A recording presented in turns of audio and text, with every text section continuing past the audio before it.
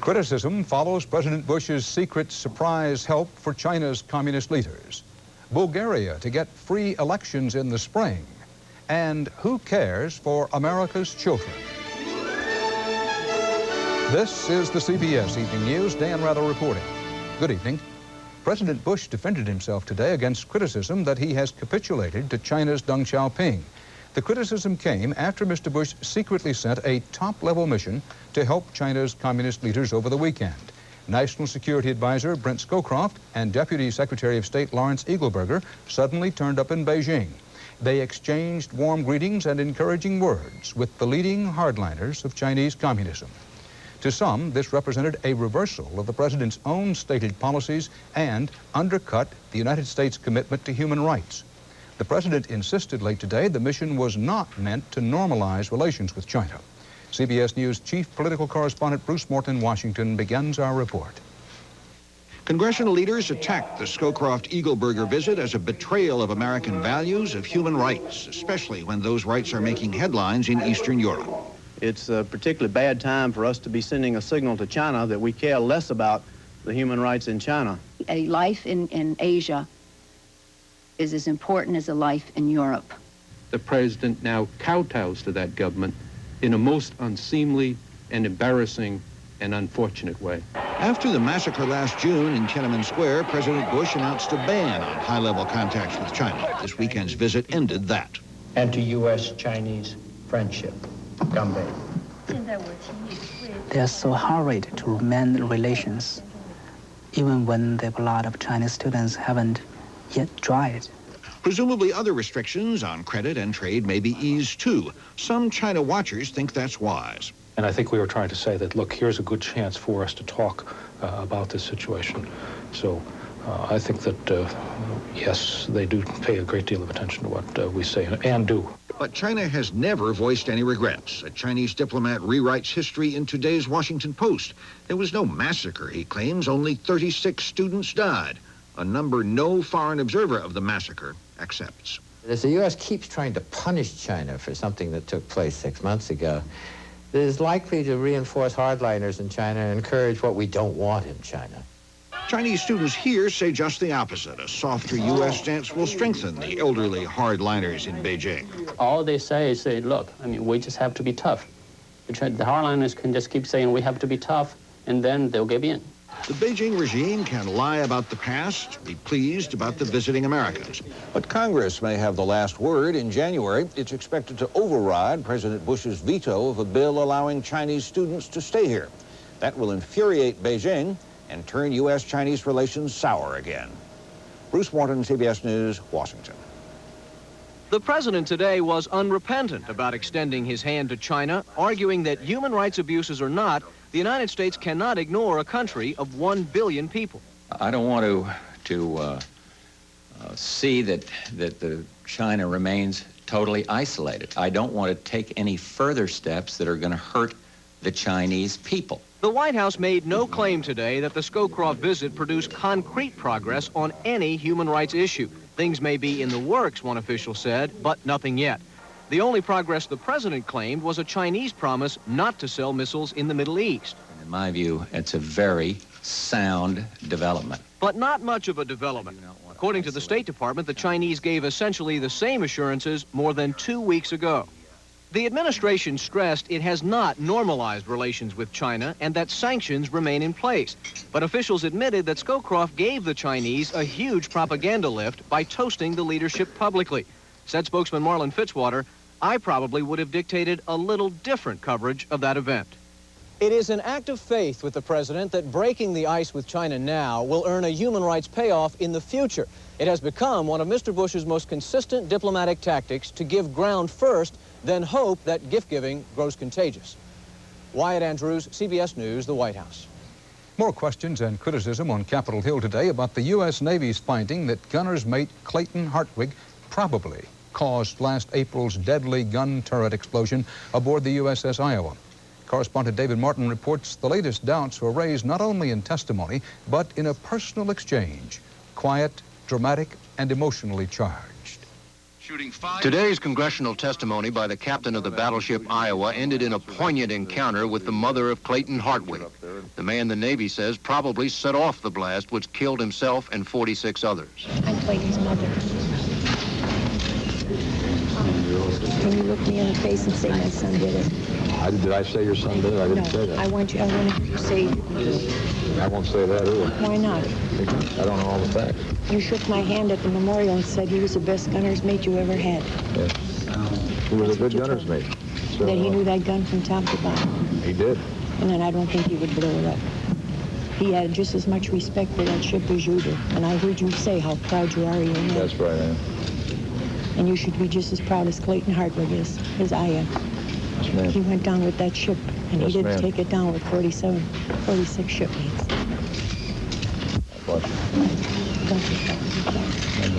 A mother's agony continued through the day as she listened to FBI experts tell the Senate Armed Services Committee why they think Hartwig did commit suicide. We believe that he had good reasons in his own mind for damaging and potentially sinking the U.S.S. Iowa. He was also known to carry a grudge against those who he believed wronged him. We believe that he was experiencing a number of stressors at the time of his death. Some of the senators seemed to side with Mrs. Hartwig, saying the evidence of her son's suicidal tendencies was too slim to justify such a devastating conclusion. David Martin, CBS News, the Pentagon. Still to come on the CBS Evening News, correspondent Bob McNamara on the bulging prison system. 1 million Americans now behind bars. And David Browning on retailers on a piano track, away from Muzak.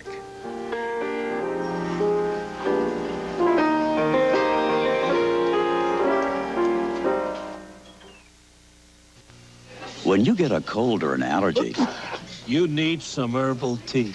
You also get a lot of advice. What you want to do is feed a cold. A lot of advice. Take Judy to call me in the morning. But the best advice is what doctors have said millions of times. Take Dimetap. Dimetap in non-prescription formulas brings proven relief. So take the advice of doctors. In Leipzig, where East Germany's reform movement began, more than 100,000 people rallied tonight, many of them now demanding reunification with West Germany. The drive for a reunited Germany has set off alarms from Moscow to Washington as it threatens both the NATO and Warsaw Pact alliances. Tonight, U.S. Secretary of State Baker is in West Berlin, and he'll discuss the issue tomorrow with West German Chancellor Helmut Kohl.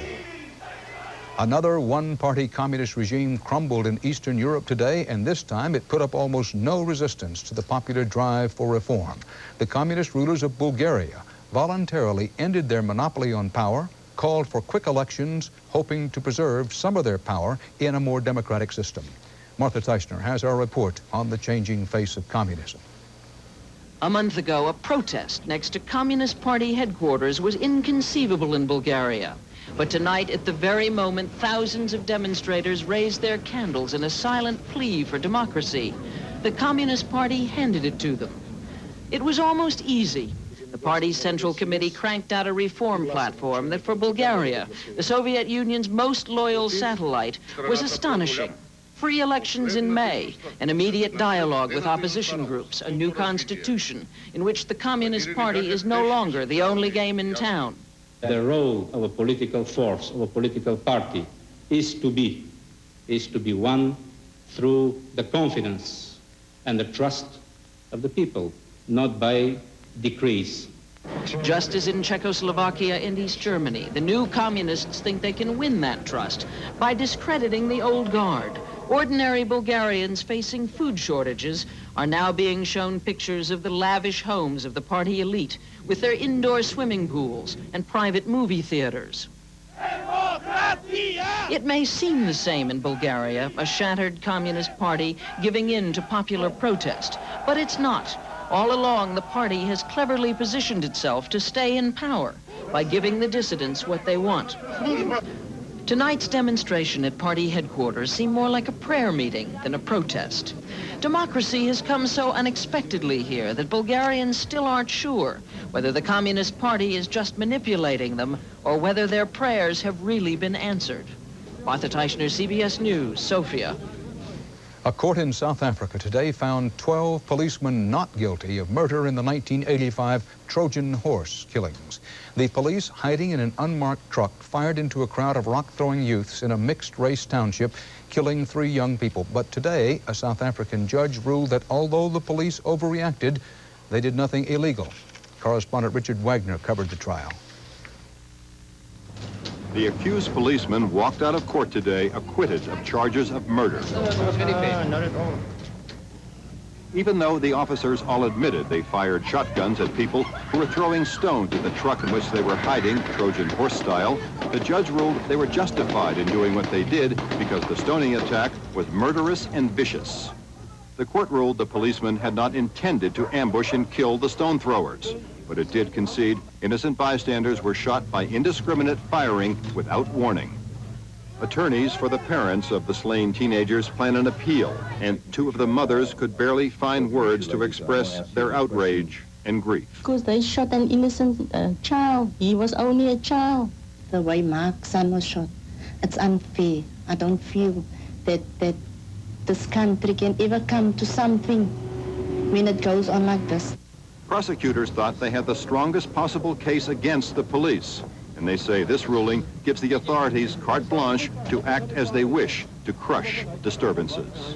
Residents of this community say today's verdict sends them an unmistakable message. They can't use the system to fight the system. Richard Wagner, CBS News, Athlone. Hong Kong today began returning Vietnamese boat people to Vietnam by force. The British colonial government put 51 Vietnamese, about half of them children, on a chartered airliner to Hanoi. They are the first of some 43,000 who are to be sent back under this policy designed to stop the flow of illegal immigrants to Hong Kong.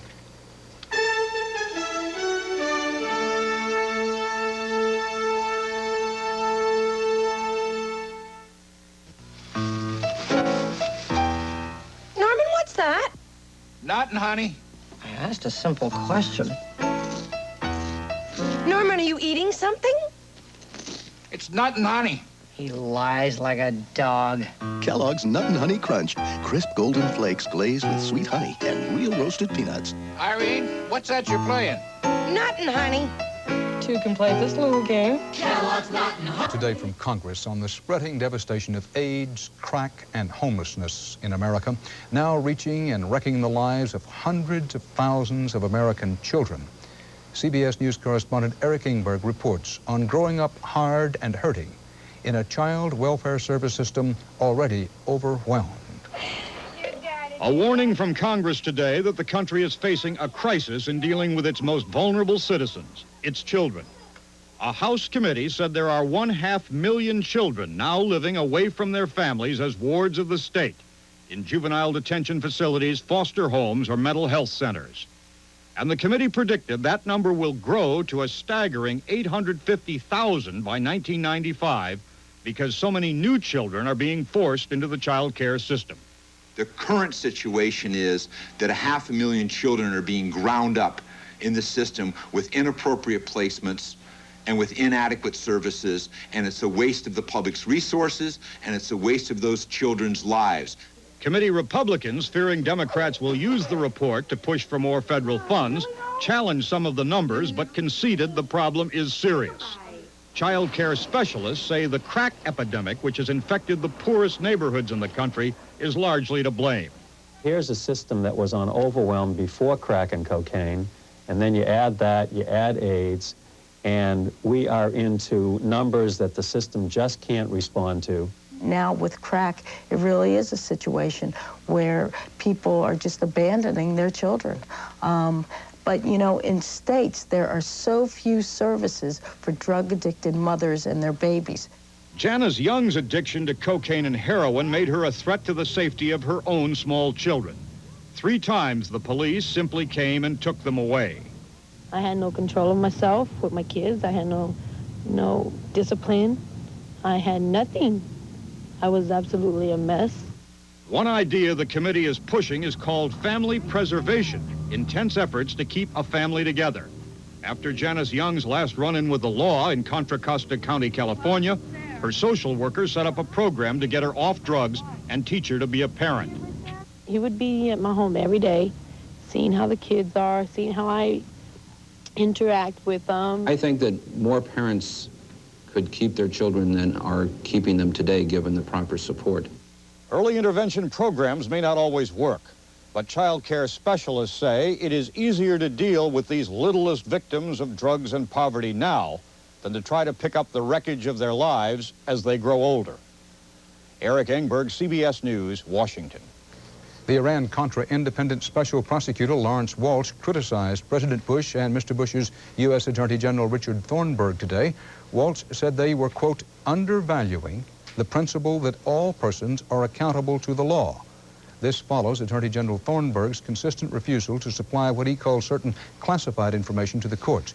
In a report to Congress, Special Prosecutor Walsh today said many of the government's supposed secrets had been detailed in press accounts. Walsh also said his own attempt to get President Bush's help was rejected as, quote, inappropriate. Tonight, a Justice Department spokesman said the Attorney General was just following the law.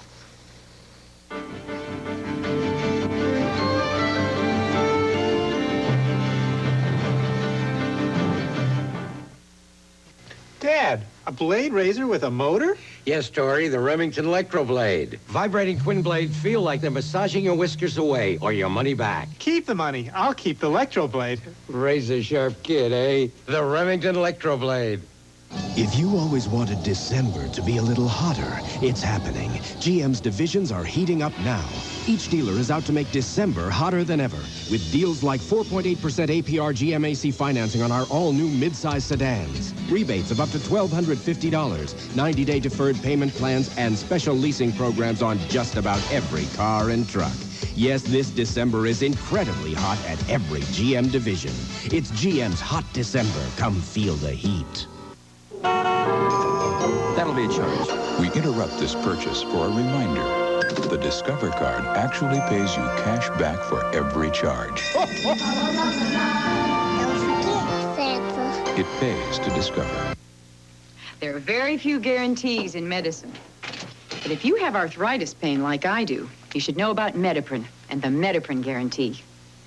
If 2 Mediprin don't relieve minor arthritis pain better than 2 regular aspirin, you get your money back. Strong promise, strong medicine. The medicine that concentrates the power of ibuprofen into these potent little caplets. The medicine that guarantees better relief than regular aspirin. Better arthritis pain relief. That's the Mediprin guarantee. This nation this fall, for the first time in its history, passed one of those milestones we would rather ignore. More than 1 million people behind bars, both to punish them and to hope that jail time may reform them. There are now an estimated 1,055,000 inmates in American prisons and jails. In the first 6 months of this year, that number jumped by a record 46,000.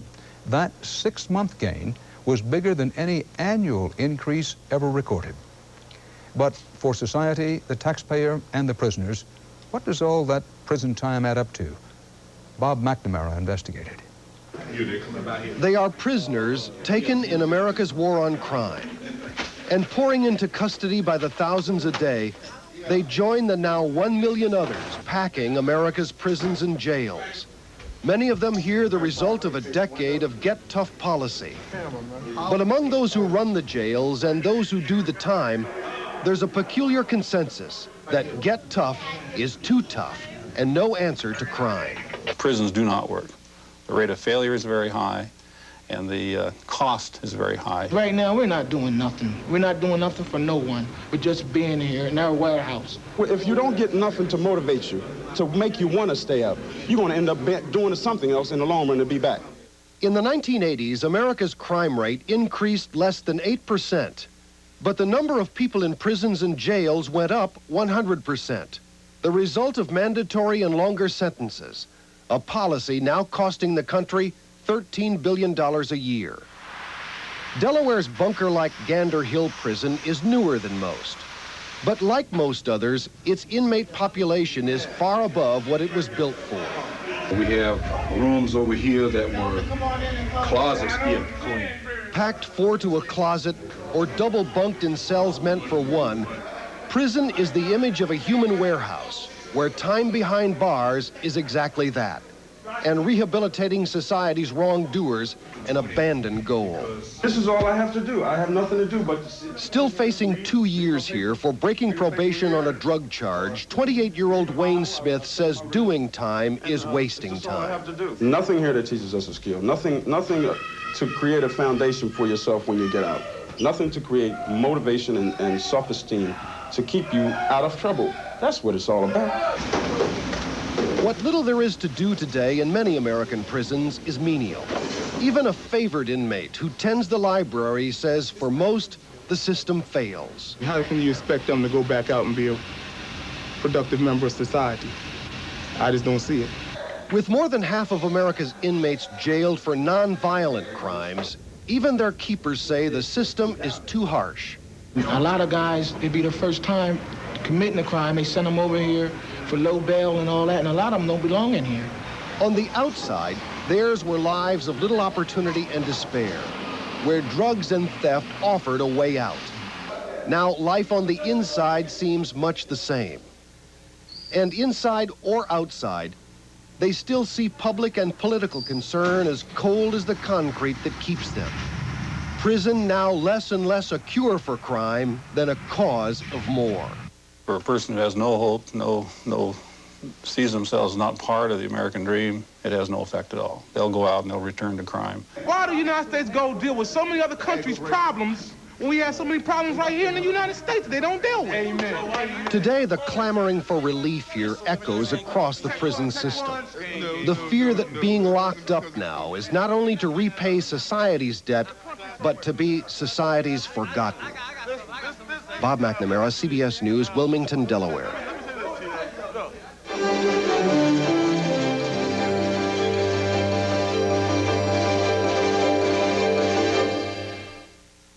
You'll never guess what we're baking for breakfast. It's made with whole oats, plus raisins, nuts, and spices. It's a cereal. New Oat Bake, a nutritious new oat cereal from Kellogg's. It's the only whole oat cereal that's baked, for a rich taste you won't find in any other oat cereal. New Kellogg's Oat Bake, the whole oat cereal with the crunchy baked taste.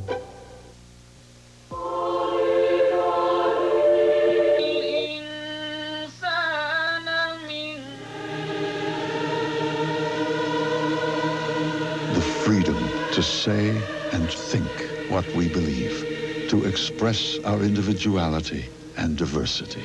That's our birthright, and it's ensured by this document.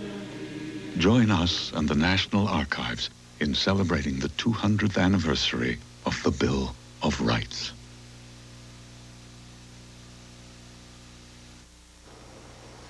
With just 2 weeks to go into Christmas, you may have noticed something different about your holiday shopping this year, and we aren't talking about prices. David Browning has the key, 88 of them, in fact. You've been being good kids this year? At many of your favorite Christmas shopping spots around the country, there's something new under the tree this year. It is the piano player, and you can forgive the poor customer who might think he's wandered by mistake into the Showtime Supper Club or the Starlight Cocktail Lounge. Nope, this is it, men's furnishings and accessories, music by Fats Waller. Because so many stores and malls are using pianists to jolly up the customers, we sent our camera people out to shoot the piano players from coast to coast. They found that from Lord & Taylor's in New York to the Broadway in California, you can't look for a sweater for Uncle Ed without bumping into a baby Graham. And it's not just department stores. Sandra Widows holds forth at the Black Hawk Gourmet Market in Danville, California, offering a little Scott Joplin while you check out the fish. The Little Professor Bookstore in Cincinnati presents the keyboard stylings of Miles Duvivier. I work for the Postal Service full-time. In addition to this is my part-time. And if you need a little more holiday money, you can always cash a check at the Manhattan Savings Bank and catch Doris Holloway's act. This all got started 5 years ago when Nordstrom's, the West Coast department store chain, began using pianists year-round. Having the music performed live lends itself to hopefully a very relaxed ambiance in our stores. And ambiance translates into bigger sales. I think it makes you want to stay longer in the store. Makes me buy things, makes me hang around. And for a lot of youngsters who think music is something that just comes out of the television, it's a shock. Children, babies are coming by and seeing somebody play the piano for the first time in their life, and that's really pretty neat for them. So be nice to your neighborhood department store pianist. Carnegie Hall it's not, but it gives new meaning to the old line, "They laughed when I sat down to play in ladies' undergarments." David Browning, CBS News, Los Angeles. And that's part of our world tonight. Dan Rather for the CBS Evening News. See you tomorrow. Good night.